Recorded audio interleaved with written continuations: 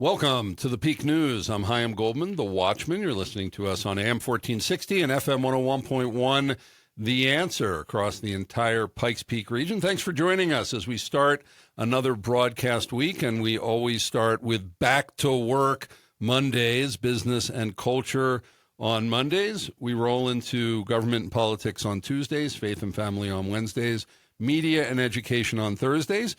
Take Fridays off, hand it over to Dirk Hobbs with his business update, and then we start all over again. Why do we do that? Well, you know what? I hope it's for you, and if you like certain topics, it's easier to find our podcasts and things like that. But we actually do it for us because it forces us to cover everything in the region over time. It's very easy to fall into being a political show or a business show, and so this makes us reach out for different guests every week, and makes it challenging, but it makes it fun for us, and living up to our mandate to say the quiet stuff out loud and cover everything in the Pikes Peak region. So what are we doing here on this Business and Culture Monday? Well, we're going to be talking about the Colorado oil and gas industry. It's really strange to me to hear that, in a state with, not a lot of people overall, what are we, 7-8 million people, a huge industry that employs people. It's an export, obviously a lot of money, and it affects everything that we do here. Most likely you have a car, most likely you're heating your house, with something, but all the transportation, everything, it affects all prices and everything. And yet we hear all the time that our state government is making it very difficult for the industry. We know that must end up in our pocketbook somehow with less money and more impact. But I personally, I don't really know what that means. And so we're going to be getting into that today. What is going on with the oil and gas industry? What is the legislation as the legislative session just finished up?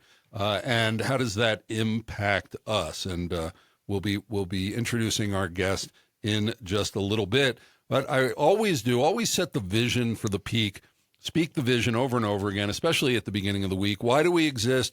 Well, overall, the media nationally, locally has failed us. They are not really investigating the stories. They're not asking the big questions. They're not demanding the adequate answers. And so we decided, a couple of years ago, I was thinking that this is untenable. We can't have this. And especially with all the dropping of budgets, everything getting moved really to national. I personally, I don't know about you, I don't feel like I can get anything done on the national level. Like, I don't feel I have impact. Honestly, outside of El Paso County, I rarely leave the county. I don't feel I have much impact outside of there. I have impact in my home, in my neighborhood, in my community. And so that really applies to most people. So getting you more information, more plugged into the local, the hyper-local, as we call it. How does it affect you? How can you get involved? How do you make an impact? Maybe you'll run for office. Maybe you're running a business. Maybe you're just helping out with a nonprofit, helping youth, whatever. It almost in a way doesn't matter. If you're passionate about it, you should do it, and you can have an impact here, even if it's just one person. I like to do mass media. I like to get on a microphone and broadcast and give that microphone to other people. And that's what we're doing here with this citizen journalist experiment that we have. And we invite you to join us. Go to thepeak.news, become a citizen journalist, an intern if you're a young person. We got this great internship program I'm going to talk about later, plugged in at the D11 high school that we're doing. If you want to be a guest, if you want to be a tech, just come down. Let's do this together, and let's say the quiet stuff out loud and impact our region. Well, we have as our guest and co-host for today, Lynn Granger, President and CEO of the Colorado Oil and Gas Association. And, of course, we'll be talking about oil and gas, present and future in our state. Lynn Granger, thanks so much for being on the Peak. Thanks for having me. Excited to be here. It's great to have you here. We're going to be covering a lot today. And this is something, again, I know when we get into policy and we get into legislation, everybody sort of snores out and everything. But here's the deal. If we're not paying attention to it and putting pressure on our legislators to change it, if we need to change it, guess what? They're doing what they do, which is just making decisions that don't seem to represent the majority of people in the state. And we saw that throughout the legislative session. And again, this is something that really impacts your pocketbook. So we're going to be talking about throughout the show today Colorado's unique position in American energy, as well as we have some energy headlines coming up in the next segment, and also talking about energy outreach at the end of the program, which is, sometimes all of us might have some problems paying the bills. There are things in place to help out. And, of course, we end with Jim Miller and the Peak Rants. Jim Miller, just a guy. I'm Chaim Goldman, the Watchman. It's Business and Culture Monday. We have Lynn Granger, President and CEO of the Colorado Oil and Gas Association. And when we come back, we're going to be getting into headlines, including how all this tariff and the relationship with China affects our oil and gas industry. You're listening to The Peak, and we'll be right back. Okay, we got that one? That one's stuck? See there? Okay. Recorded. Okay, so first, U.S. and China, 90-day pause. And just overall, what does that mean? Do we sell from them, buy from them? Like, what's the whole deal, with all that? Then you just have some sort of fun stuff to say about Buc-ee's? You're just going to I thought that would be more of a fun headline. And then we'll talk about the mining and this panel you're going to be on. Okay, great. Zach, I'm ready when you are. Okay, roll it.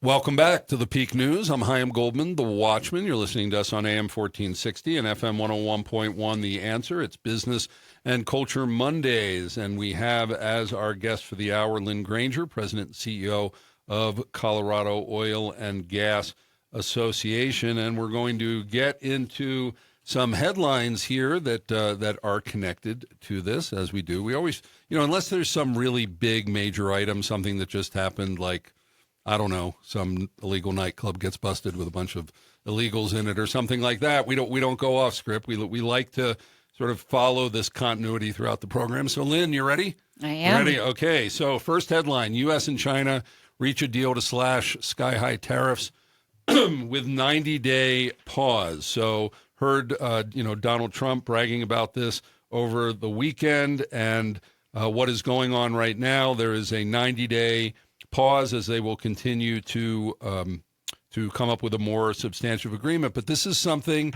people saying this is going to cause World War III. This is going to cause a depression here.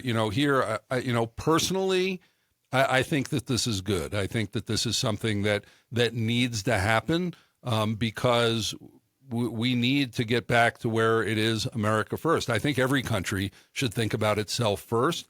And for whatever reason, we got ourselves into these situations. I'm not an economist. I don't exactly know how all of this works. But it seems that this feeling that other countries were just going to boycott the United States was so unrealistic. We export so much. They want so much of what we have, for better or worse. I don't know if what we're offering them is always the greatest, but for better or worse, people have come to the table to make a deal. And so now U.S. Trade Representative Jameson Greer said the U.S. agreed to drop the 145% tax Trump imposed last month to 30%. China agreed to lower its tariff rate on U.S. goods to 10% from 125%. So it seems that things are de-escalating. And, it is, even in communist countries, it is about the money. It is about the industry. Because as they said in those economies, eventually you run out of other people's money, and you can't just tax people and take their money forever. So doing a trade between countries, even in communist socialist countries, means something, and that's seems to be proven out. But of course, it's a long story yet to be told. So, Lynn, what is your take on this with the tariffs, with the agreements with China, and specifically how it affects the oil and gas industry in our country and our state? So I personally was happy to see the kind of 90-day pause. I think it's an important conversation that needs to be had, and it should be given the time to have it and come to some sort of agreement that makes sense for the United States. And so happy to see the pause. I think, a lot of tariffs can be important. They can increase the cost to doing business in some respects. I think the oil and gas industry, for instance, steel obviously is a material that we use in a lot of our operations. And so it's concerning when we see tariffs that are incredibly high on products like steel. But I do think, it should be United States first. I completely agree with you. I think we have to do what's best and what's in the best interest of our country and our citizens here. And so while, again, I was happy to see the pause, I think it's an important conversation that needs to be had so we can have some resolution there. So talk about how this affects the oil and gas industry when there are tariffs, because what this is about seemingly is to bring industry back into America rather than having manufacturing outside. But you can't manufacture our oil and gas here. It's either being bought here or out. And so this does, I believe, make it more attractive, because without the tariffs on the domestic oil, that would be advantageous to the industry, yes? Or yes. Is there any downside to that? No, I think absolutely right. And I think we do want to see that. We want to see, we're so fortunate in the United States to have the oil and natural gas resources that we have here, and other countries would really, really like to have the resources that we have. And so I think that's very important. We feel like we do it here in the United States, but particularly in Colorado, we produce very clean, safe natural gas and oil that we want to send around the world. And so, yes, absolutely. I think it can be very beneficial. So why do you think, and you're an Army person, so I'll give you, on this show, you have permission to speak freely, here is, why would we want a situation where we're not drilling here, we're not getting it here? It affects every price, especially with the economy the way it is. Why do you think the previous administrations have set things up in a way where getting it from out of the country is what we choose to do? Why do you think? Well, I think for a number of reasons. I think one, it's mostly just political grandstanding. I think, again, we have an important industry here in the state of Colorado, here in the United States, but to think that we should make it so hard to produce here in the States that we are importing oil and or natural gas from companies like Venezuela, who don't have the same stringent regulations and safety protocols that we have in the United States, is just counterintuitive. So we definitely want to be producing here. And I think it's been very unfortunate that we've had, previous administrations, both at the state and federal level, that have really acted in a way to make it very burdensome and very costly for the industry to continue to produce American energy. I would think if people wanted even more green, sending huge tankers across the ocean would be not green. I don't believe they're running on solar or something like that. Okay, moving along. Palmer Lake discusses new water financial impact reports on potential Buc-ee's. If people don't know this, with Monument under pressure for whatever reason to not put the Buc-ee's in there, because nobody ever wants these things in their neighborhood. They just want them right down the road, but not in the neighborhood. That Palmer Lake is considering bringing it there, and of course, whatever controversy that is. But Palmer Lake also chose to bring in the rec marijuana early. So, what do you make of Buc-ee's? I haven't been there yet, but my family has. They thought it's really cool, but no one wants it in their neighborhood, it seems, necessarily, except the mayor. It's tax money. Yeah, absolutely. And, I have actually never personally been to a Buc-ee's either, but I feel like my industry is very controversial. I feel like Buc-ee's is a bit controversial. I feel like there's gas pumps. Yeah. I hear they go on forever and ever. Yeah. I feel like you're in a camp. There's a lot of folks that just love Buc-ee's and go there and just love to look around and think it's the best place ever. And then there's other people, to your point, that are like, I don't know if I want that in my backyard. But I do think we're getting into, just in society in general, there's NIMBY, the not in my backyard, but I think we've kind of graduated to what I like to call banana, which is build absolutely nothing anywhere near anyone. So I don't know. I know that's controversial, but yeah, I'm excited for the Buc-ee's. I'm definitely going to try to get to one at some point. Okay. And finally, and I pulled this article. I said, about this? You said, yeah, look, I'm right there in here. I'm going to be on this panel tomorrow. I said, wow, I love when that happens. So is Colorado on the verge of a new mining boom? There is a symposium tomorrow, May 13th, 5 to 6, 6:15 p.m. Up in Denver. Is it in Greenwood? Is it in Greenwood Village or up in that area? That's right. Yeah. Up in Greenwood Village. That you're going to be on this panel, Implications for the West, Latest Mineral and Energy Policy Research. And Governor Mark Gordon of Wyoming is going to be on this. Is he going to be there live? He will be, yes. He'll be there live. So we have about a minute.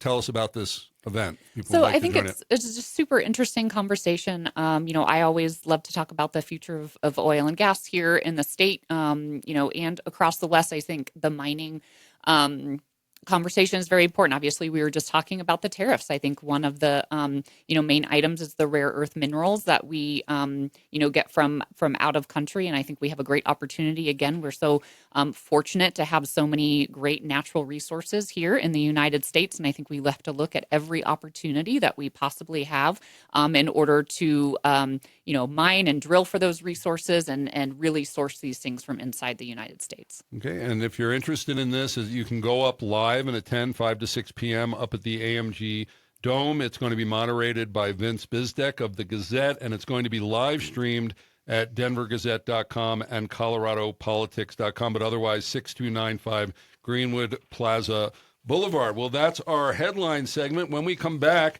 with Lynn Granger, President and CEO of Colorado Oil and Gas, Lynn's going to be talking about Colorado's unique position in American energy. You're listening to The Peak. We'll be right back. Excellent. Good segment. Okay, so this is your time. So when I give you the time cues, if you give a little eye blink or a chin nod or something, just so you got the cue. Okay. And then and I am going to be reading-ish, but I'll be. So you know how it goes. There's a way of reading that it's obvious you're reading, but you're reading dramatically, and then there's the flat reading that sounds like you're reading. Right. So find your place, but it's okay. I mean, people will pick up on your reading, and it's fine because nobody articulates stuff that well, straight out of your head, or I don't know anybody who does. So, Zach, whenever you're ready.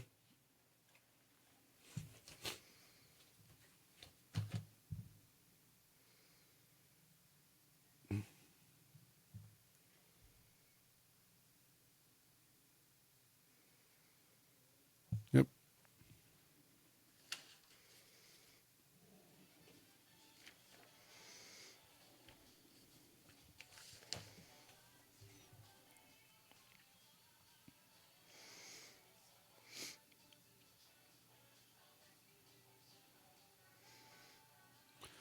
Welcome back to the Peak News, where, no, we don't lie to you. That's too much competition in the industry. We figured, we'd be the media that just, says the quiet stuff out loud and lets the chips fall where they may. And that absolutely needs to happen regarding the oil and gas industry. I mean, when the when the previous administration, the Biden administration, on day one shut down oil and gas pipelines, and then we end up with all this inflation and all this utility inflation, it's like, does everybody not understand we're doing this to ourselves? And I understand saving the planet, but I also understand families having to eat, go to work. Like, life happens right now. It really doesn't happen 50 years in the future. And all the, what people said about, doomsday, that the world would be, over by now if we kept burning fossil fuels. It hasn't happened yet. So I think that there's a balance, and I don't think we've found it yet in the state. But we have Lynn Granger, President and CEO of Colorado Oil and Gas Association. And Lynn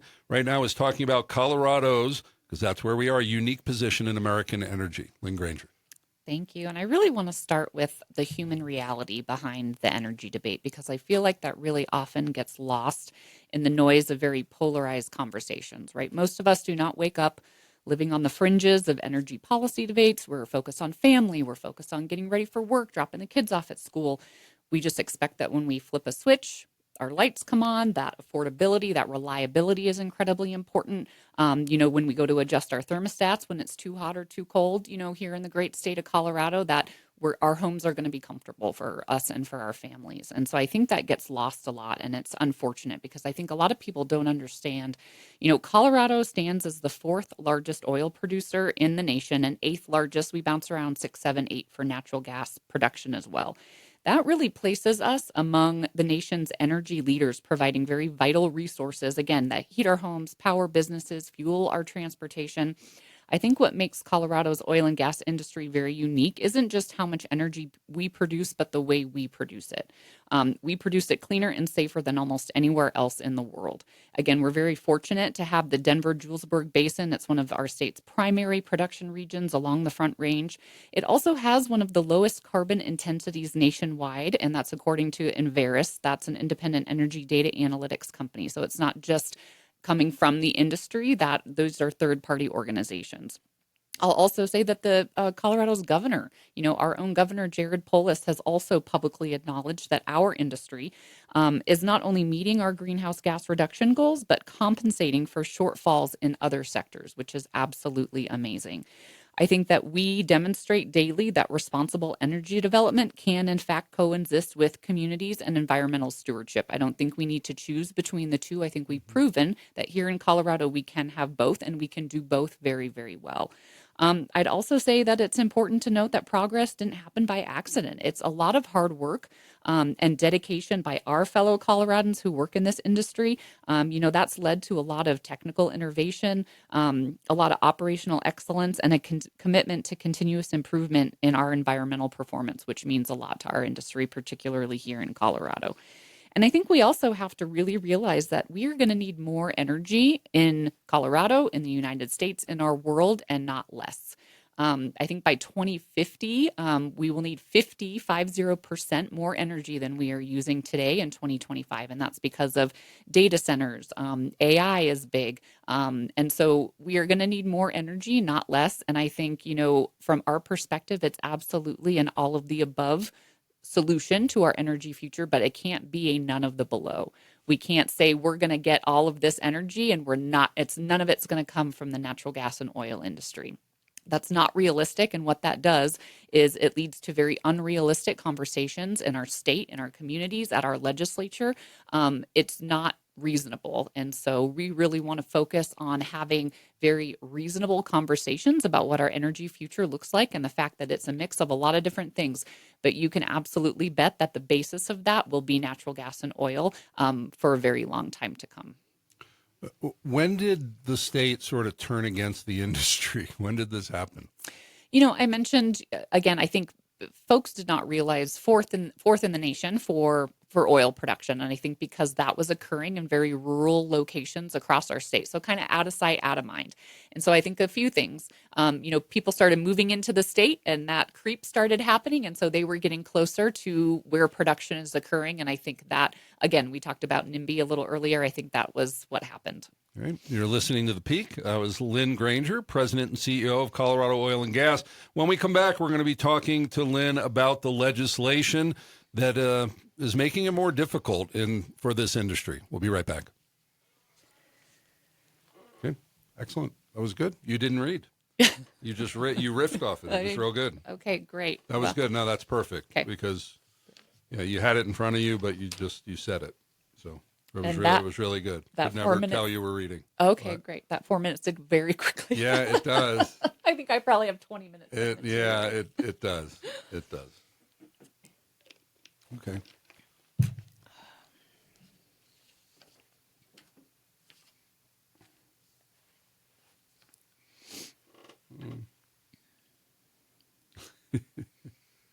That's fine, Zach. Okay. I mean, any insurance agents we have won't be happy, but is he fair? Is he fair-minded on it? Okay. Yeah, we'll listen to it more. Make sure it's good. Okay. Yeah, that'd be fine. So, and what's the timing on that? I mean, that's not till the next segment after that, but okay. So you'll tell me at the next break. Okay. And by the way, if people on the live stream notice, we're pre-recording, but it's the morning of the 12th, just a few hours before our live show. But you can notice we're not taking as big a break in between here. Okay. Okay, we're on page 4. segment 4. Ready? Questions? Okay, Zach.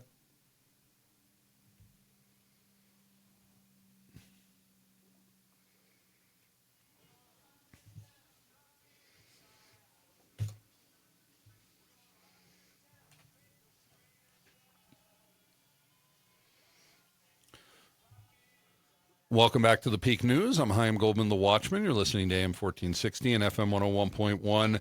The Answer, and we're spending this Business and Culture Monday talking about the Colorado oil and gas industry with Lynn Granger, President and CEO of the association. Are there other organizations that represent? Is this the organization that represents the industry? Or? There are other organizations. The American Petroleum Institute is also in Colorado, but we focus just on Colorado and providing support both on the regulatory front and on the legislative front. And how long has the organization been around? 30 years. Okay. And you've been with them? 6 months, 5 months. Oh, congratulations. We're going to find out about your background in a moment, but I want to do a shout out to one of our gold sponsors. And I thought, today we're talking oil and gas. So how appropriate to bring up Home Comfort Heating and Air for all of your HVAC needs. Vern is a great friend of mine, lives out on the eastern side where I do, and we're good friends. He's our HVAC guy and has been supporting us here at the Peak, really believes in what we're doing from the beginning. Wonderful, wonderful guy, great company. And so check out Home Comfort Heating and Air for all your HVAC needs, especially this time of year. Is it winter? Is it summer? We don't know. The battle's going on every day. It could snow this afternoon. We have no idea. So you better make sure your HVAC is humming along. And at Home Comfort Heating and Air, if it's not okay, you don't pay. And again, Vern is he's just fantastic. You'll love him. So check out Home Comfort Heating and Air. Okay. Business and Culture Monday, the oil and gas industry. We're here with Lynn Granger, President and CEO of the Colorado Oil and Gas Association. So you grew up in Colorado, Lynn. You went right into the Army out of high school. You said now you've been President and CEO of this association for 6 months. Give us your backstory. How'd you get here? Sure. So I am always very impressed with 18-year-old me deciding to join the United States Army. It was the best decision I've ever made in my life, and so very thankful that I went that route right out of high school. Joined the United States Army. First duty station was South Korea. I was actually a morning radio DJ and doing a lot of various public affairs. Good media morning, relations. Seoul. Good morning. Right. Okay. 100%. It was phenomenal experience for, then 19-year-old me. But really loved the Army, loved just communications and public relations. And so I stayed with the Army both as a soldier and a civilian for over a decade.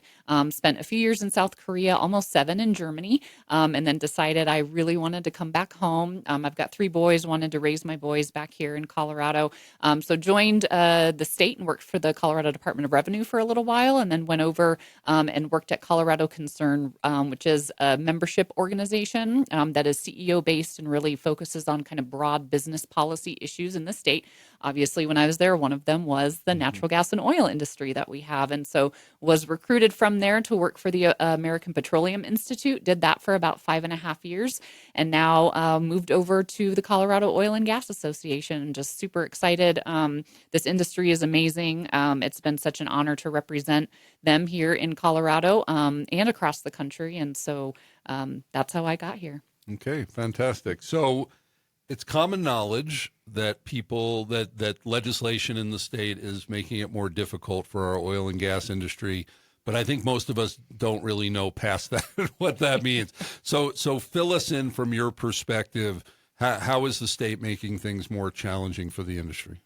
Sure. So about 5-6 years ago now, we had Senate Bill 181, which passed and the governor signed in April of 2019, which really changed everything for this industry. It really called for every regulation that we had on the books to be opened up and changed. So this would be Governor Polis came in 2018, that's right? Right. So it's right away. Right away, we saw this legislation. And, folks were just saying they wanted to see, they didn't care about the economic piece of our industry and us being, the backbone and of Colorado's economy. They really wanted to focus on public health, safety, and the environment, which our industry is doing and has done for decades.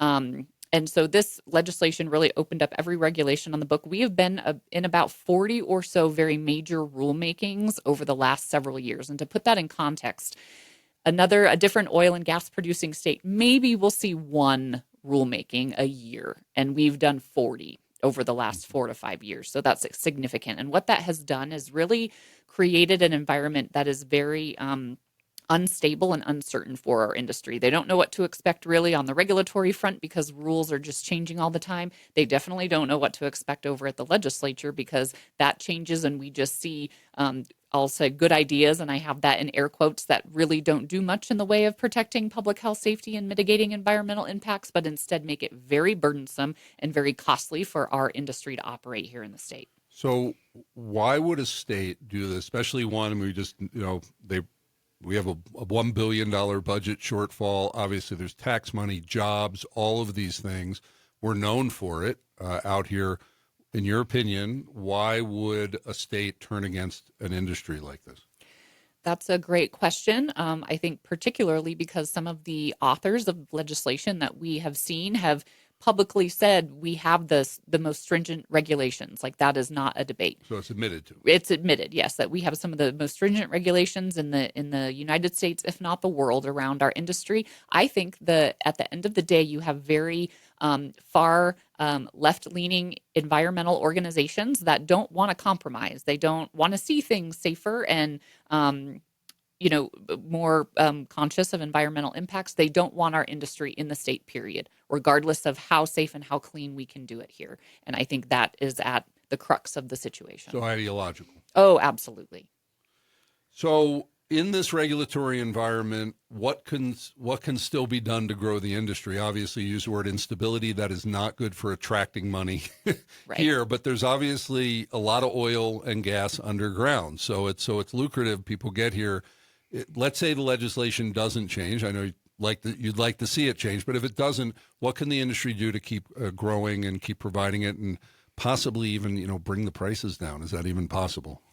Well, I think what we would like to see again is that certainty and that stability. I think we have gone through, like I mentioned, dozens of rulemakings, but we have come to the table. We have navigated and negotiated and compromised on a number of levels. And what we would like to see is just a pause. We don't want to see any additional legislation around our industry. So tell us what it is. Stop changing. Right? Yes. I think every businessman wants that. Just tell me what the rules are and let me play it. Yeah. Right. And, other businesses don't see the type of regulatory uncertainty that we see by far. And so that's what we would like to see, a pause. And let the rules work, let us operate. We would also love to see an increase in permit timelines so that those are speedier. Right now, we're at like 200 days for a drilling permit. We would love to see that number come down and have a faster review of our permits so that we can just operate and provide the energy that we all need and use every day. So give an example of legislation that's causing instability. Is there other factors? Fill it in a little bit for us. Sure. I'll just use one example. So we saw a piece of legislation this session. It didn't pass, but it was introduced and we had to work very hard on it. And that would have required labels to be put on every gas pump in this state. And that label would have to say something to the effect of, this product is known to contribute to global warming and would have adverse health impacts. And so for our small businesses, for our gas stations, what that means is they would have to affix a sticker to every gas pump. If there was a missing sticker or it was torn, there was up to $20,000 fine per day, per instance, if there was an issue with the sticker not being attached perfectly. Things like that don't make any sense. They don't do anything in the way of public health and public safety, yet are very costly to our industry, but also to small business owners as well in the state, and don't make any sense at a time when our state was facing a $1.2 billion budget deficit. So something they don't need to be focusing on. They had other issues that were much more timely and important for our state. Okay, and finishing up this segment, tell us about the Colorado Oil and Gas Association. What do you do? Who joins it, et cetera? Yeah, so COGA is a great organization in the state. We really represent every segment of the oil and natural gas industry, plus service companies, plus we're an association. So we have lots of law firms. Waste Management is a member of ours as well. We are very active, again, on the regulatory side and going through the regulatory proceedings to make sure that our members have a voice in those conversations. And then we also are a lobbying arm. So we are at the Capitol and, dealing with the state legislature every year, monitoring what is happening, what will impact our industry, making sure we're testifying and just really being the voice of the natural gas and oil industry here in the state of Colorado. And so all of your members are institutions, they're organizations, They and are. businesses. Yes. Okay. So is it mostly lobbying? I mean, overall, your job. Let's talk about your job. What's your most every day as the CEO? I think my most definitely lobbying when we're in session. And I just think education and communication, like opportunities like this to come and talk about our great industry here in the state. We work very hard to try to educate the people of Colorado about our industry and the importance of it and how we are doing things safer, cleaner, better here in the state of Colorado. So I spend a lot of my time doing that, just the education piece and the lobbying piece for sure. The website is COGA for Colorado Oil Gas Association, COGA, COGA.org. So to the people that aren't in the industry, but we're obviously impacted because we're filling up our car or whatever, we're just being a human being here in the state. What would you tell us to do if we want to see things change? So I think a couple things. One, we have an Energy Advocates program, which is wonderful. If you go to koga.org, you can look at Energy Advocates, sign up to be one. We'll send, very helpful, just educational information around our industry, but also opportunities as they come up either on the regulatory front or the legislative front for people to engage in that process, to do public testimony, to be heard as a citizen about how they feel about what is happening in our state. So I think that's really important. And again, Energy Advocates and folks can go to koga.org and sign up for that. Okay, wonderful. Thank you. You've been listening to Lynn Granger. She's our guest and co-host for the hour, president and CEO of Colorado Oil and Gas Association. When we come back, we're going to be talking about what are we going to be talking about? Energyoutreach.org. Especially with the way the prices have gone up, it's not hard to get yourself in a situation. And there are services in order to help you out of it. We'll be right back with The Peak.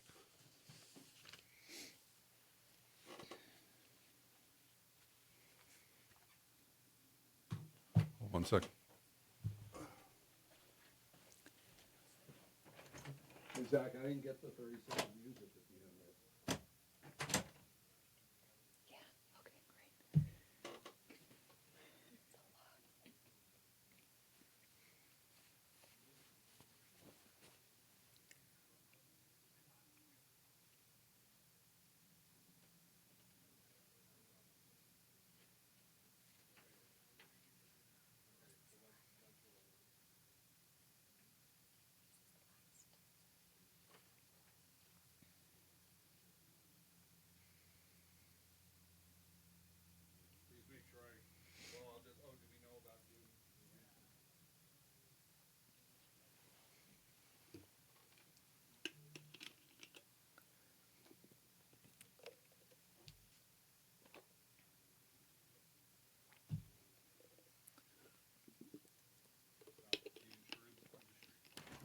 Okay, great.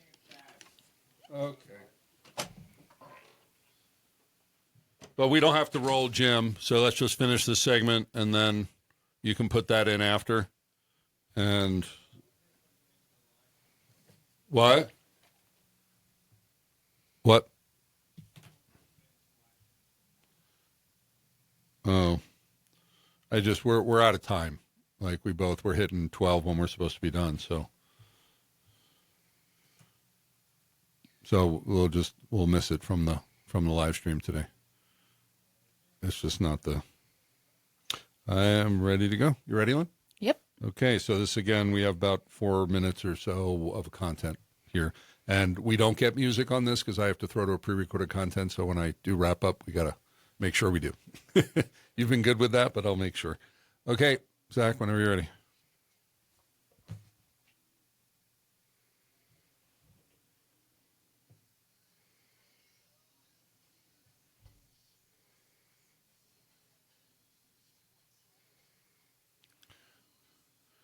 Welcome back to the Peak News. I'm Chaim Goldman, the Watchman. We're talking oil and gas today on this Business and Culture Monday. And in this final segment with Lynn Granger, President and CEO of Colorado Oil and Gas Association, we're talking about Energy Outreach Colorado. There's a, down in, I don't know what the price is now, but I heard many, many years ago that like in Venezuela, you could buy, gas for like 12 cents a gallon or whatever. They actually took, again, not that I'm advocating living in Venezuela, although 20 years ago, I know people from there. It was quite nice before, again, socialist Marxists take over and seem to ruin everything. But, that's history, folks. It's not an opinion. But they would have inexpensive gasoline for their people because that's a benefit of pumping a lot of oil. Well, we pump a lot of oil in the state, and yet we have high gas prices. We have high utility prices. And maybe... I'm sure it's affecting you. It's taking money from something else, but maybe you're having a hard time paying those bills. And so rather than, being completely shut off, of course, the industry has assistance programs. So, Lynn, please tell me about Energy Outreach Colorado.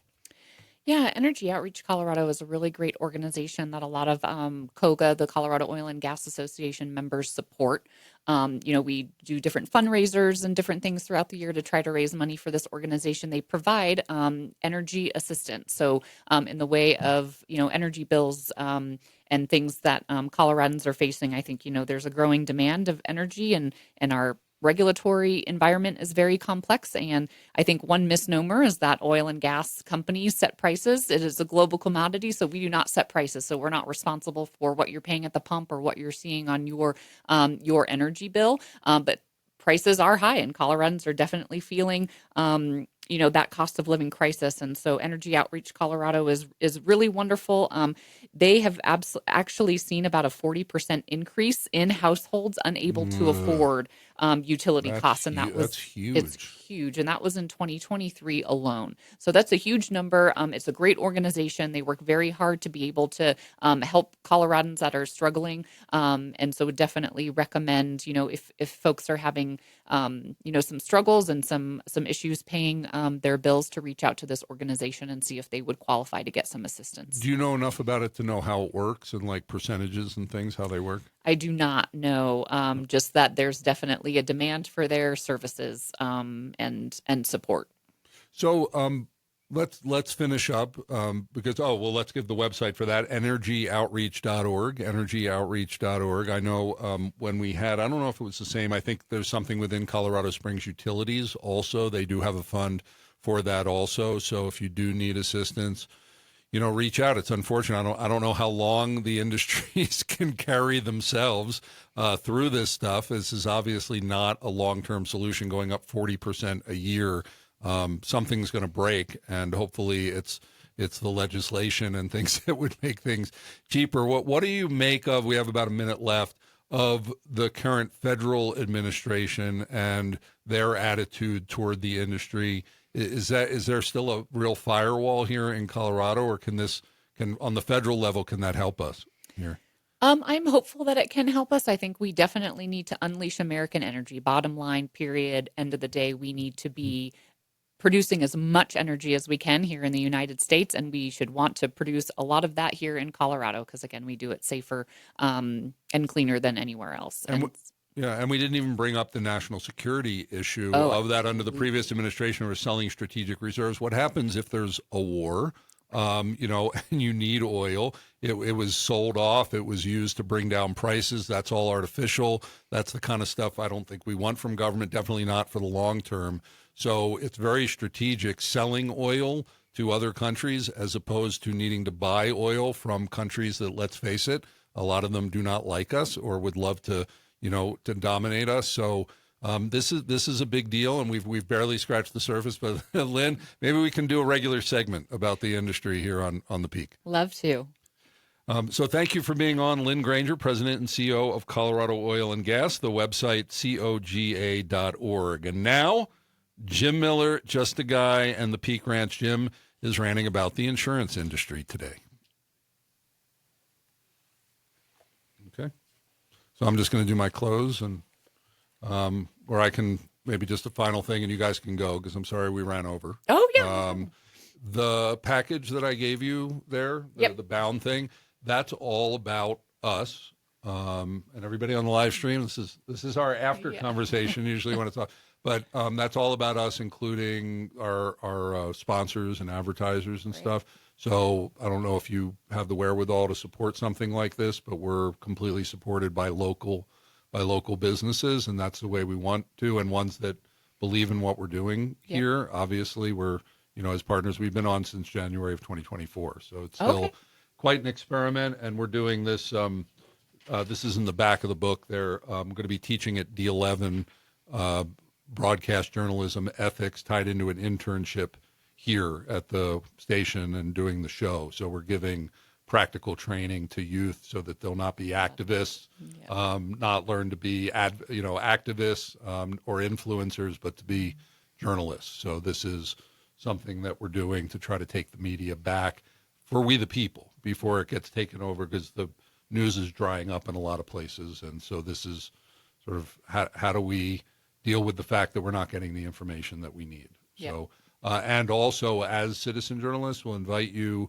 We could do a regular segment. Do you blog or do any kind of that stuff? Are you trying to get her to do that? If we can do, and it can be something that's filed here, or you can come in and record them. But in those 4-minute, 5-minute segments, those are there for taking outside reports. They're sort of placeholders as we get more citizen journalists and reports, but we invite anybody. It just needs to be a journalistic piece with a byline, not a commercial, not pushing, but it's from your expertise, filling people in. So if you'd like to do that, that would also be a way to keep getting the information out. So great. Thank you so much. So please take a read on that. Yeah, we will. Let us know how we can work together on this. It's just if we could all, bring our different bubbles together, it would be a much better world. So thankfully, this radio show, I get to meet so many people. So it's always trying to, how do we connect, each other and work together. So, well, this was great. Thank you for having me. Thank you. Absolutely. I really appreciate it. It was a good program. And now you can actually listen to it later, which no one ever gets to do on the live show. They're on it. So so at 3:00. And here's.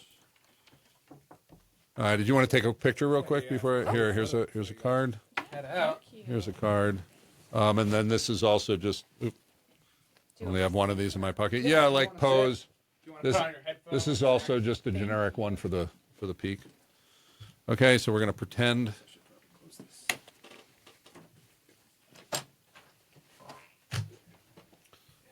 And then we're actually heading over to a high school to try to pitch some students to be in the course. All right, for me, okay. 1, 2, 3, and one more, 1, 2, 3. All right, Jackie, I don't know if you want to get in there. Okay, you're good? Okay. You're good? Okay, thanks. All right, thank you so much. Thank you very much. You can walk them out, and then we'll do the final segment. Awesome. And then head for the high school. Bye, thank you very much. Yeah, it's really great meeting you guys. Thanks for coming by.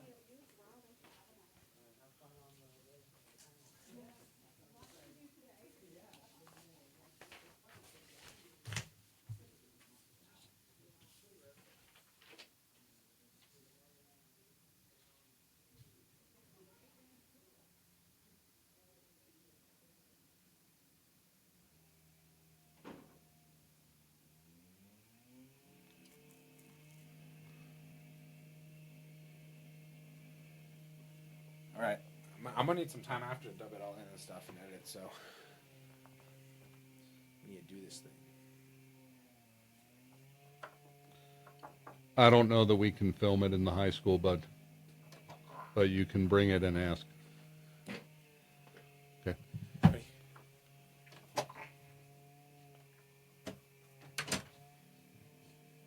I'm getting. Can you hear that?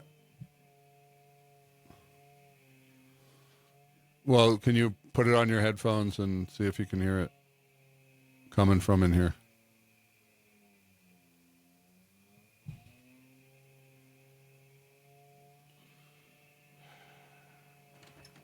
I need headphones. I don't even have any in there. So. Okay, then let's just. I guess we have to do it. And if it is, it's not coming through. too much. You know, there's always some static.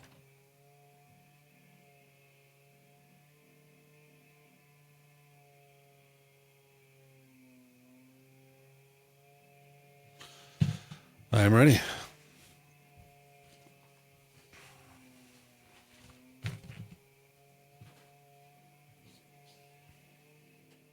Thank you for joining us for another episode of The Peak as we start our new broadcast week here. Hope this was interesting for you, learning about the industry. We have a lot in store for you throughout the week. We'll be getting to that in a moment. I want to let you know about this broadcast journalism course in more detail that we're doing through D11, but really it's for any juniors or seniors in all of Colorado, even homeschoolers. We're going to be teaching broadcast journalism, how to write, how to communicate properly with voice, the technical stuff of running the board, journalistic ethics, the legal side of it. It's a really cool program, and we invite, if you're a student or you're a parent and would like to get into this, especially, again, we're inviting homeschoolers. It's going to be starting in August. It's part of D11 CTE, which is the career training education. For more information and to find out how to enroll, go to our website, thepeak.news, and go to the D11 CTE link for all that. And please tell others. Well, we air Monday through Thursday, so we'll be back at 3 p.m. tomorrow. It's Government Politics Tuesday, and this is going to be a really fun show tomorrow, folks. We're going to have Jim Miller, Just a Guy. I'm calling it an extended rant. Jim, especially, just, he had run for mayor. He just ran for city council. He's got a lot to say. He's been, back in the smoke-filled halls, as it were. And there's a lot that we were having a conversation. I said, you know what, Jim? Let's just bring you on and talk about this. So definitely tune in for that tomorrow. And then on Faith and Family Wednesday, we have Dr. John Davis, doctor of chiropractic, talking about natural health and chiropractic and how to live holistically and biblically. And they're a sponsor of the show. John's a good friend, been my chiropractor for years. Been trying to get him on for a long time. Stick around for the Larry Elder Show coming up next. And check out our 240 or so podcasts at thepeak.news. Sure to find something you're interested in. The Peak, we say the quiet stuff out loud, and we're saying it even louder with your help for such a time as this. See you tomorrow. Shalom.